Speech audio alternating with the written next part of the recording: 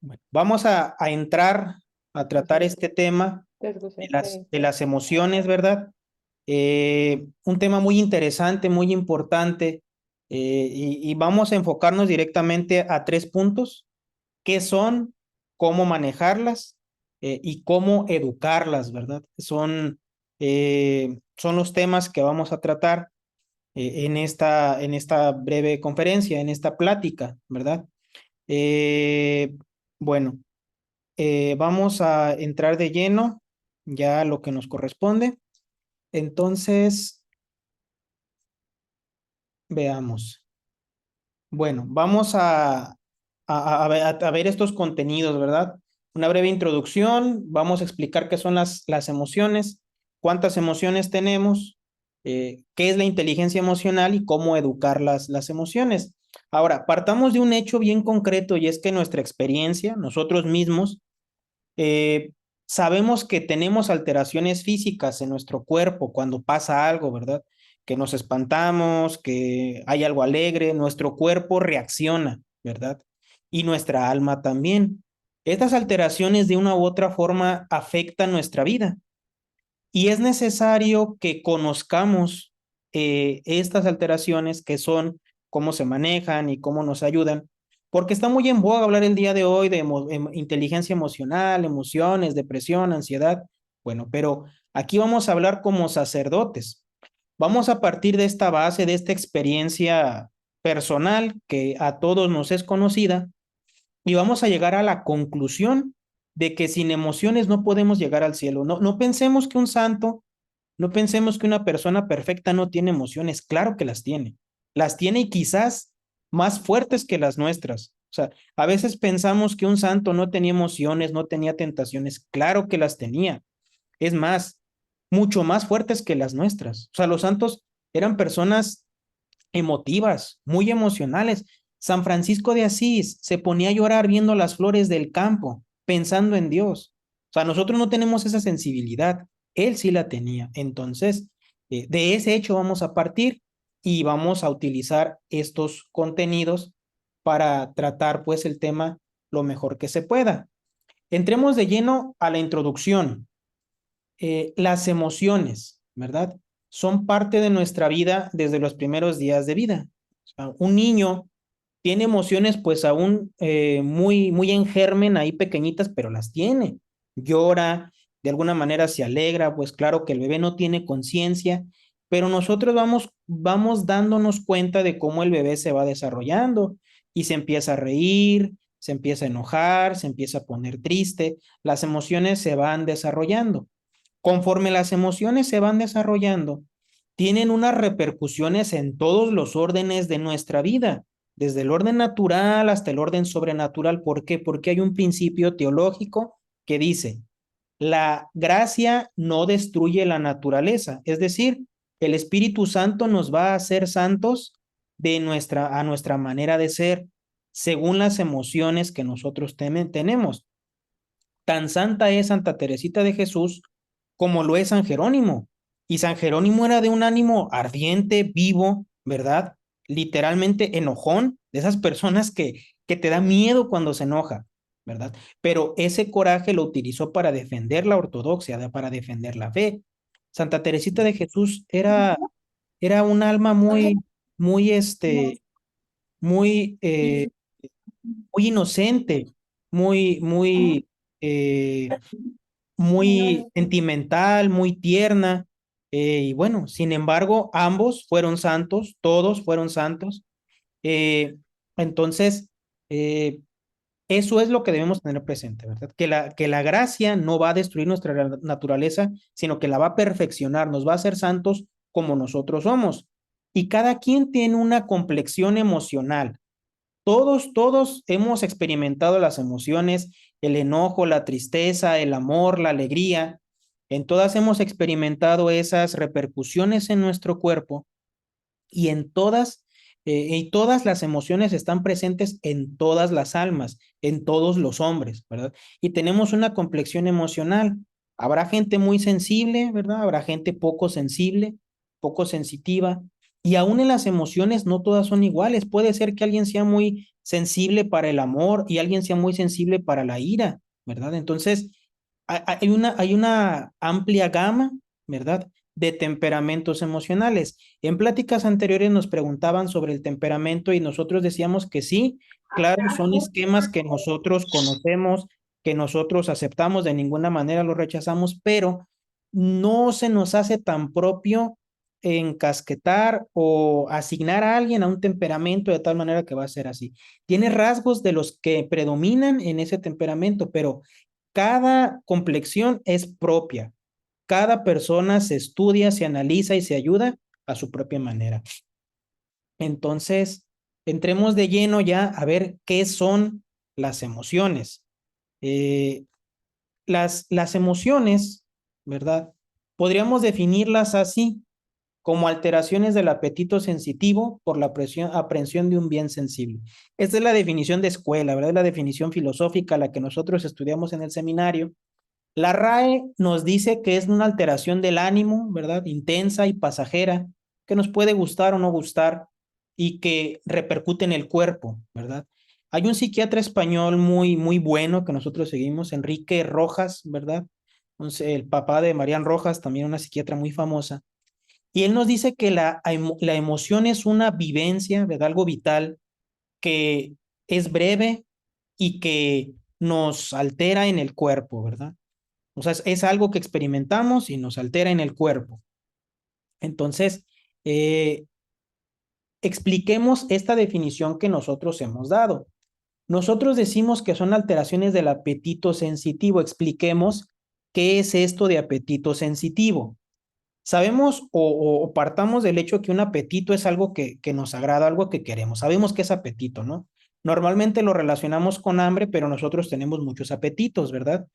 Entonces, el apetito es el deseo de algo, pues. Nuestro cuerpo quiere cosas. Tenemos sed, se nos antoja el agua. Tenemos hambre, queremos comida. Así tenemos ganas de dormir, tenemos ganas de correr. O sea, son las ganas. Podríamos decir que vulgarmente es lo que conocemos como ganas, el apetito.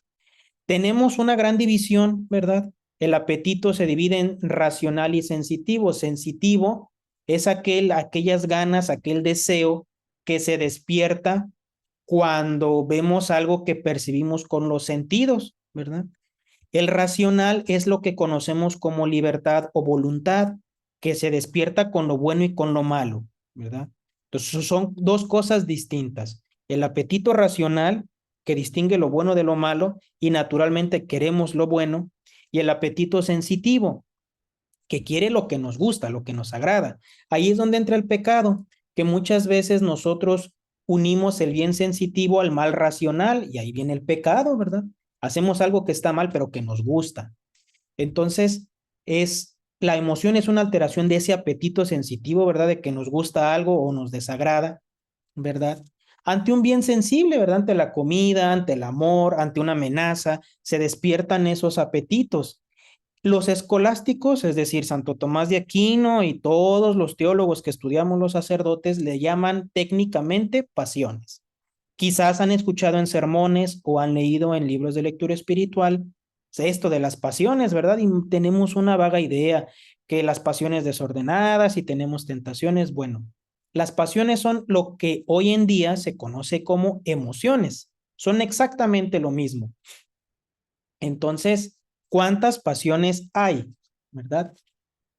Para entender cuántas pasiones hay, que son 11 pasiones, ¿verdad? Catalogaron los escolásticos en 11 las pasiones que existen, u 11 emociones, ¿verdad?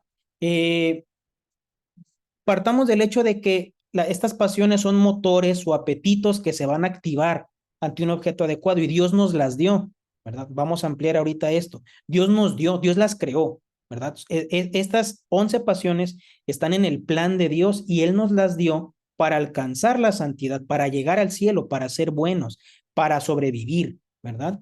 Entonces, las pasiones se dividen en dos, en las del apetito concupiscible y el apetito irascible. ¿Qué quiere decir? Son palabras bien extrañas, ¿verdad? Podríamos decir que eh, las pasiones van a reaccionar de una manera agradable y entonces sería el apetito concupiscible, ¿verdad? Lo que es fácil o agradable, lo que es fácil de adquirir o agradable, y las cosas difíciles de alcanzar, que es el irascible, ¿verdad? Entonces, en ambos, concupiscible e irascible, digamos tranquilas y violentas, nuestros apetitos reaccionan ante el bien y ante el mal, ¿verdad? Entonces, si reacciona ante el bien, va a ser una emoción o una pasión, si reacciona ante el mal, va a ser otra, y lo mismo en el irascible, concupiscible, es lo mismo. Entonces, entremos a estudiar lo que son las pasiones concupiscibles, o pasiones tranquilas, podríamos decir, son las que despiertan ante cosas fáciles de adquirir o agradables. Por ejemplo, si yo tengo un bien, algo que para mí es bueno, algo que me agrada, algo que me gusta, entonces despierta la pasión del amor, que es la complacencia o tendencia hacia eso que a mí me agrada, eso que yo quiero, ¿verdad? ¿Qué dicen los enamorados? Te quiero, ¿verdad? ¿Por qué? Porque es la expresión más sencilla de esa pasión. Entonces, el amor despierta ante el bien, me complazco o lo quiero, ¿verdad? Luego hay otra pasión que es el gozo o alegría, que es el descanso en el bien poseído, ¿verdad? Cuando el enamorado por fin conquista a, a su novia, a su esposa, pues se goza, tiene alegría, ¿verdad? Porque ya posee ese bien que él ama, ¿verdad? Está también el deseo, que es el movimiento hacia lo que apetecemos. Yo sé que eso me gusta, ¿verdad? Ese libro, esa comida, y entonces lo deseo, lo quiero, ¿verdad? Entonces, así como en el apetito concupiscible hay movimientos hacia el bien, hay movimientos hacia el mal. El odio sería lo contrario al amor, que es la aversión del mal, es decir, me falta algo que yo quiero y entonces esa ausencia me causa odio, ¿verdad? Entonces, por ejemplo, cuando odio a una persona es porque esa persona debió de haberme tenido, por ejemplo, respeto y no me lo tuvo. Falta ese bien que yo quería y lo odio, ¿verdad? Entonces, también, contrario a la alegría, está la tristeza, que es el pesar o el dolor por un mal presente. Yo sé que algo me daña, algo me afecta y entonces me pongo triste. Y hay otra pasión que es la aversión del mal futuro, que se llama fuga, ¿verdad? Esto que los escolásticos conocían como fuga es lo que hoy en día conocemos como estrés, ¿verdad? Que se dispara, muchos de ustedes ya les hemos dicho en otras ocasiones o han leído o han escuchado del famoso cortisol, pues es esa hormona que se despierta con la pasión de la fuga. Hay un mal y yo quiero huir de ese mal, no quiero estar ahí, ¿verdad? Ahora, tengamos presente que tanto en el concupiscible como en el irascible, estas pasiones se mezclan unas con otras y reaccionan y se despiertan unas a otras. No es que solamente actúe una. Allí es donde decimos que en los temperamentos hay una amplia gama, una infinita gama de posibilidades, porque eh, ambas digamos, ambos bienes pues van a estar reaccionando, ¿verdad? Entonces, en cuanto al apetito irascible, ¿verdad? Si, bueno, vamos a hacer una pequeña distinción. Como nos podemos dar cuenta en el apetito concupiscible, son plenamente contrarias, amor, odio, alegría, tristeza, deseo, fuga. En el irascible no. En el irascible no se relacionan tanto unas con otras, no son totalmente contrarias. Entonces, en el apetito irascible o las pasiones violentas son aquellas reacciones ante cosas difíciles de adquirir, algo que no nos va a ser tan fácil adquirir.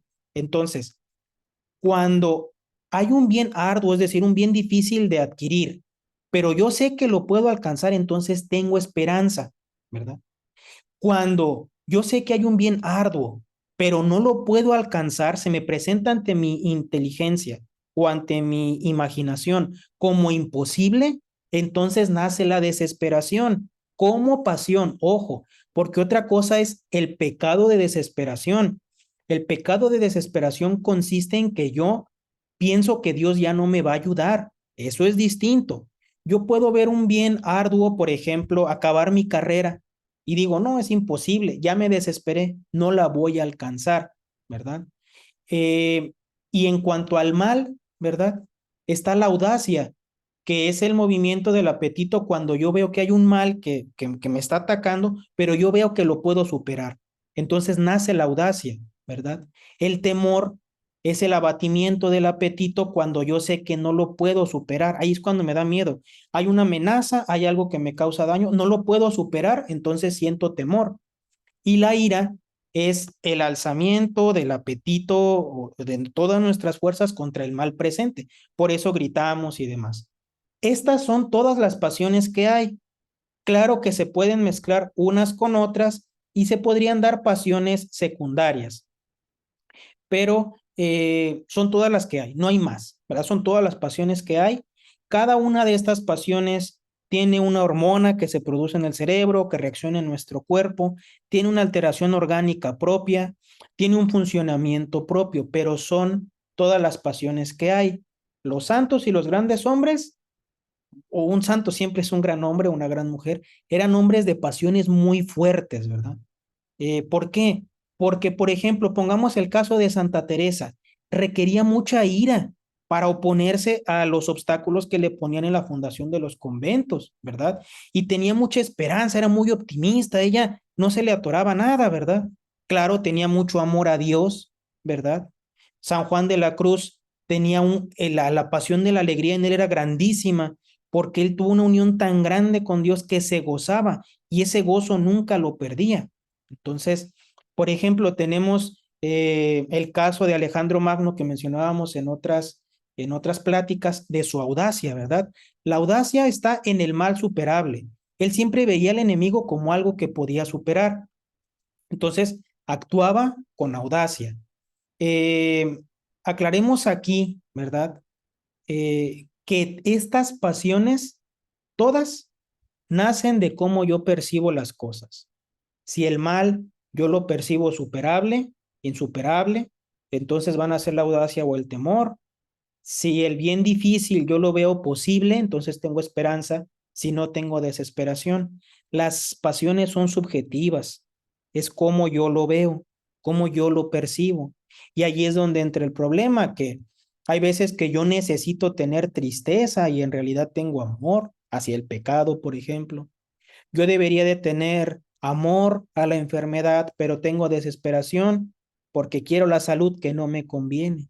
Pues ahí es donde entra el desorden, ¿verdad? Y todo parte de cómo yo percibo las cosas. Pongamos, por ejemplo, la lluvia.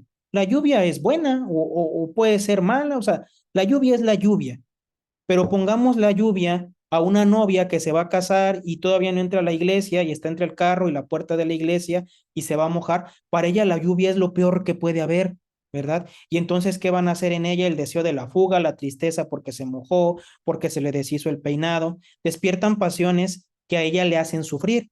Pero pongamos al campesino con esa misma lluvia y quizás a unos metros, él tiene mucha alegría, mucho amor a Dios y deseo de ver la cosecha al ver que esa lluvia a él le va a traer muchos bienes.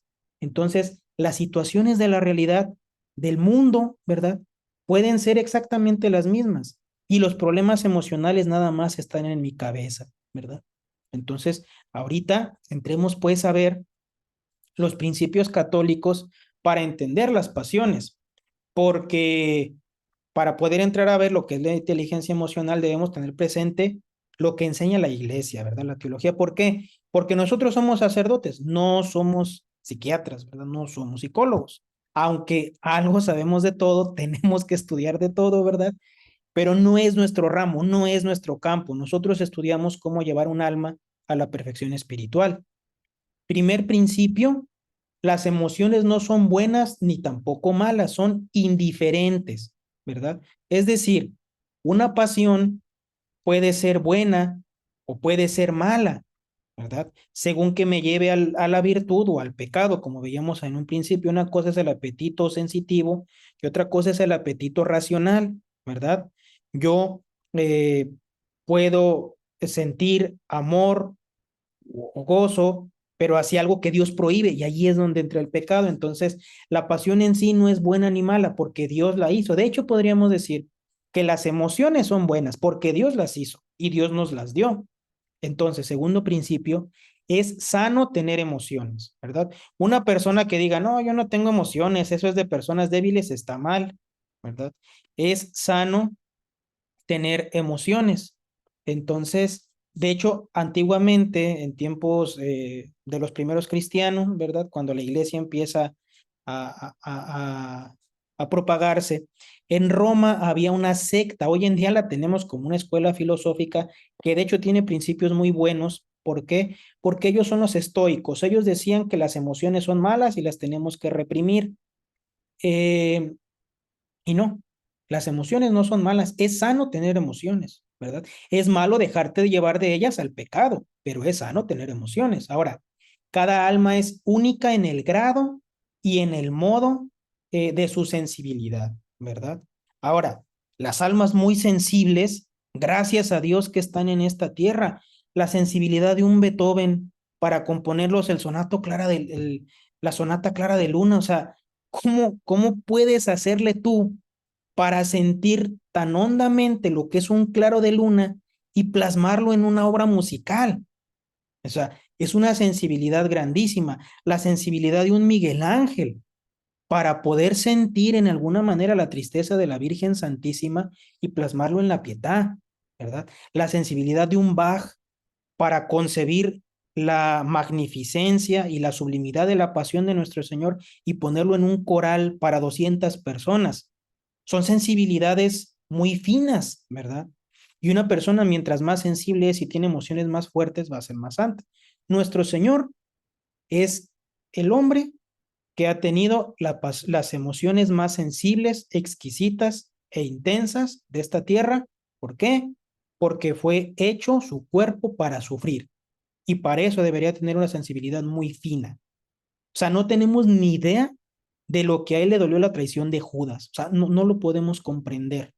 Hablando nada más de su sensibilidad humana, ¿verdad? Ahora, las pasiones Dios las creó y nos las dio como una ayuda para la sobrevivencia y la práctica del bien. Sin pasiones no podemos obrar el bien, ¿verdad? No se puede. De ahí que nuestro Señor las tuvo, todas, todas. En el Evangelio podemos ver cómo tuvo todas las pasiones, ¿verdad? La tristeza, el amor, el gozo, la ira, expulsó a los mercaderes, lloró por Lázaro, tuvo amigos, le dolió la traición de Judas. Era un hombre como nosotros, tenía pasiones como nosotros. Tengamos presente, sin embargo, que por el pecado de Adán quedaron todas desordenadas.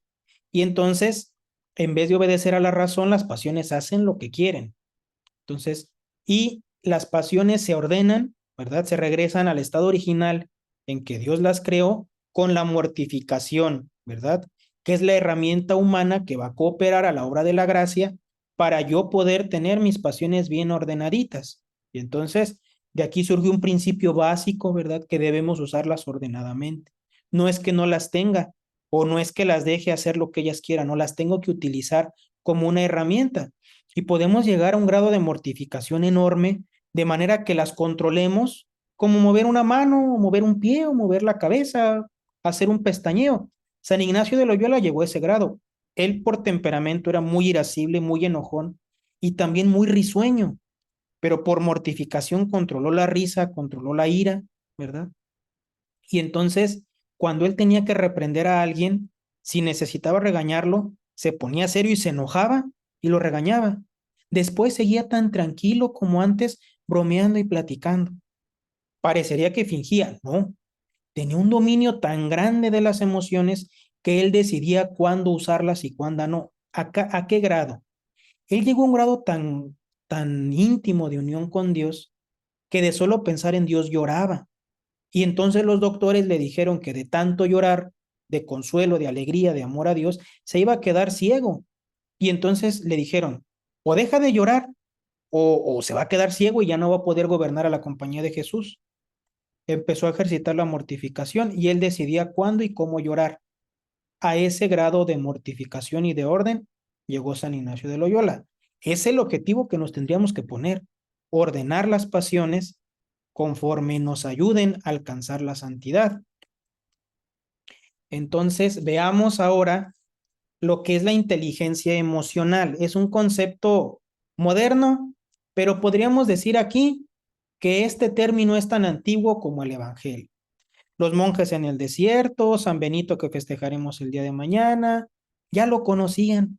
Es lo que se llama la paz espiritual, que las pasiones no te afecten ni te roben tu paz y tu tranquilidad y unión con Dios.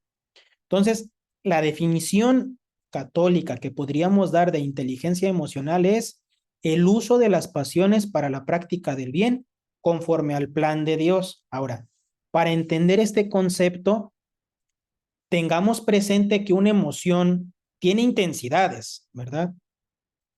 De débil a fuerte.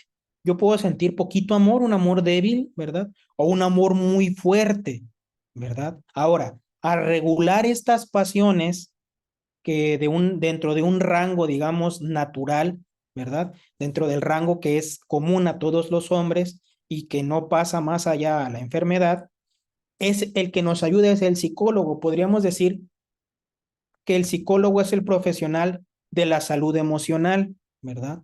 Entonces, hay muchas veces, por ejemplo, con personas escrupulosas, ¿verdad?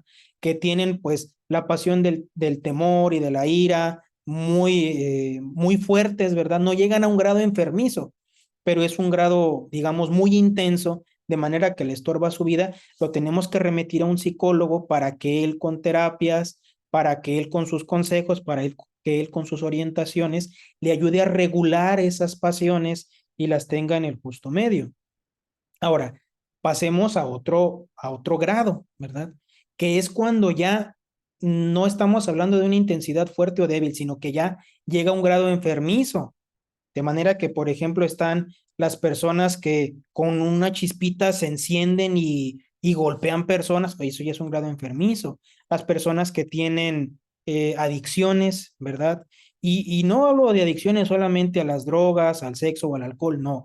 Estamos hablando de adicciones, por ejemplo, las personas que tienen compras compulsivas, los acumuladores, las personas avarientas, las personas que tienen obsesiones, ¿verdad? Ya estamos hablando de una enfermedad que repercute fuertemente en el cerebro, requerimos un psiquiatra porque muy probablemente ellos ya tienen un daño cerebral y producen en exceso o no tienen o no están produciendo en su defecto alguna hormona que ellos necesitan y que les causa esos comportamientos tan extraños y tan enfermizos.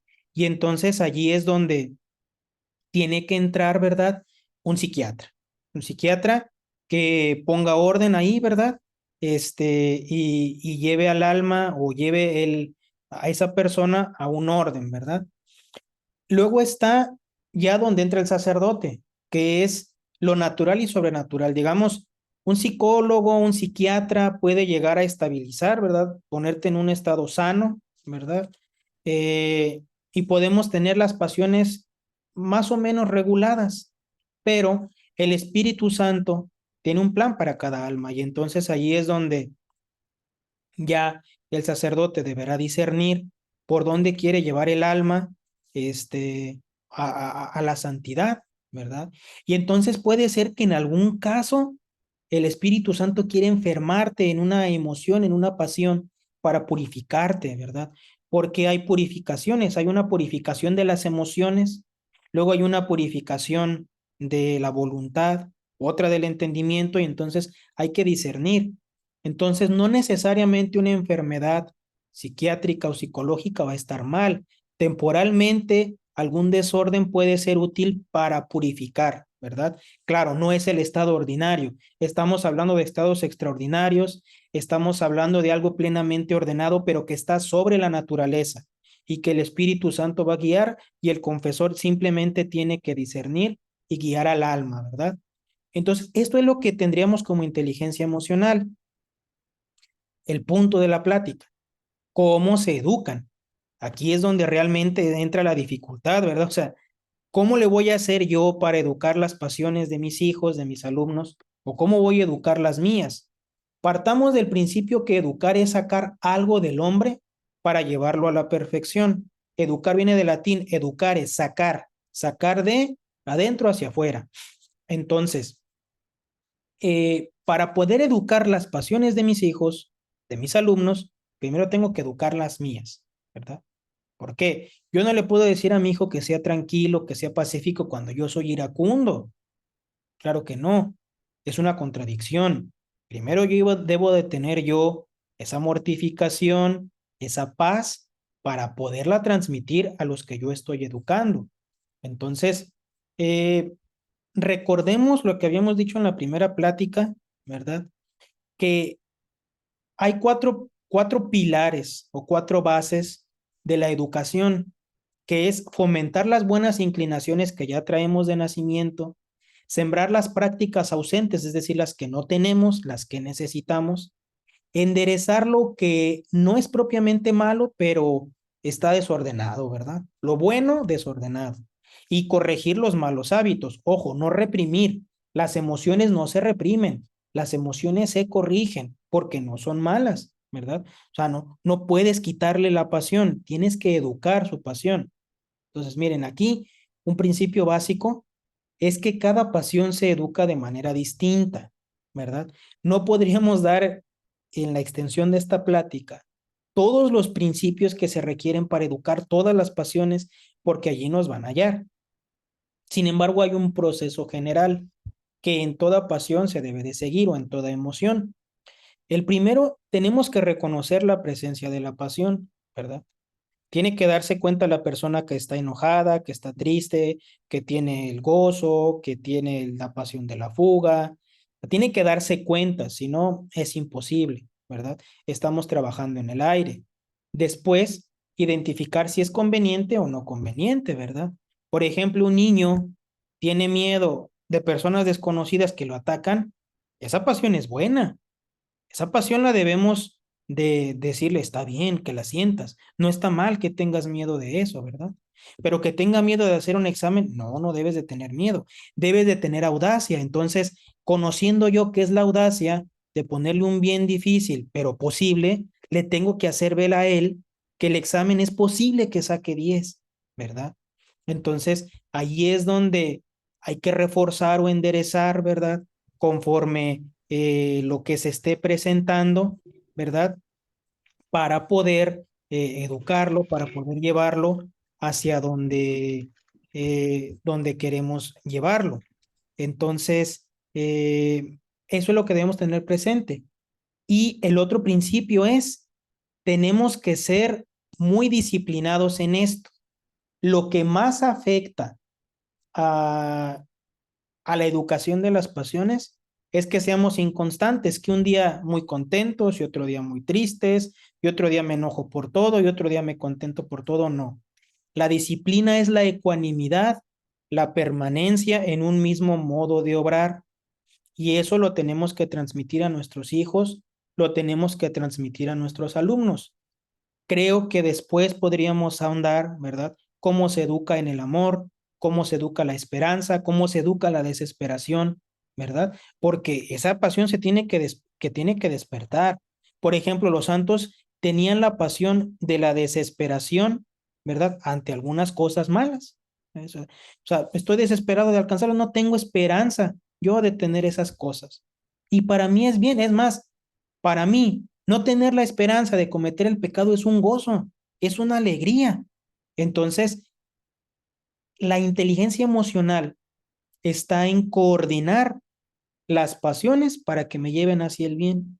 Y cada persona, según su temperamento, su complexión física, su educación, su profesión, deberá de regular las pasiones para tenerlas en el grado y en la proporción que corresponden para alcanzar la santidad.